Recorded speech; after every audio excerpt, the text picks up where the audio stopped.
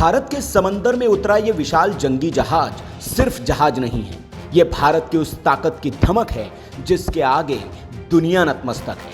यह आत्मनिर्भर भारत का वो शानदार नमूना है जिसने दुनिया को ये बता दिया कि भारत अब हथियारों और जहाज़ों के लिए विदेशों की ओर देखने वाला नहीं है। आने वाला वक्त भारत का है और भारत से दुनिया हथियारों के लिए गुहार लगाएंगी। इस जंगी जहाज का नाम INS विक्रांत है। विक्रांत नाम सुनकर आपकी यादें ताज़ा हो गई होगी कि इसी नाम का एक जहाज पहले भी भारतीय जल सेना में तैनात था, जिसने अलग अलग जंगों में पाकिस्तान के खिलाफ अहम भूमिका अदा की थी। इस युद्धपोत को तब ब्रिटेन से खरीदा गया था।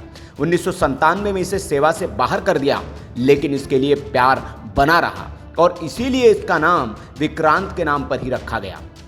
लेकिन ऐसा क्या खास है इस युद्धपोत में जिसकी चर्चा पूरी दुनिया कर रही है?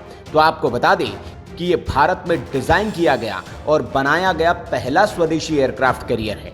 इसे बनाने के साथ ही भारत उन चुनिंदा देशों की लिस्ट में शामिल हो गया है जिनके पास इसे बनाने का कौशल और ताकत है।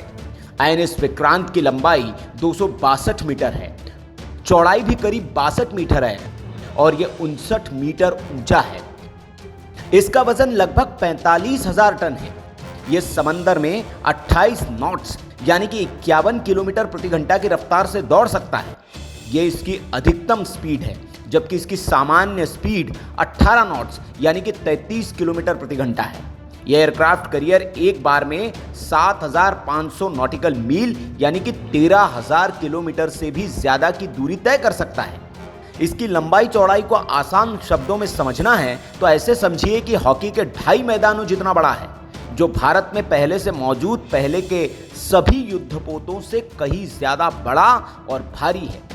विक्रांत कुल 30 एयरक्राफ्ट एक साथ ले जा सकता है।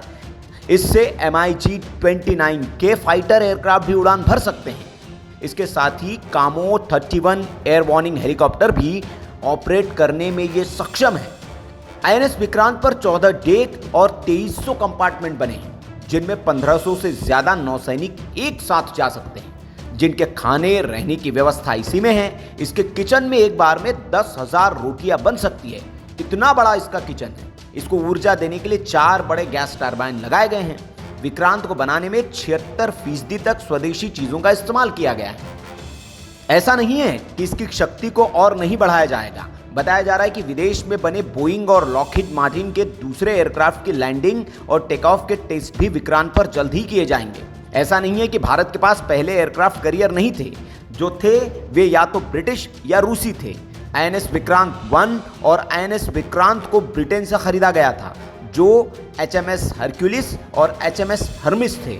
तो ही भारतीय नौसेना का मौजूदा एकलौता aircraft carrier INS Vikramaditya Soviet काल का युद्धपोत एडमिरल गोर्शकेव है, जिसे भारत ने रूस से खरीदा है। लेकिन अब इसके लिए भारत को दुनिया की तरफ देखने की जरूरत नहीं है, क्योंकि भारत ने वो कौशल हासिल कर लिया है कि वो समंदर के सिपाही को खुद बना सकता है और दुश्मनों के दांत खट्टे कर सकता है। Bureau report, VK news. VK news, राष्ट्र के नाम।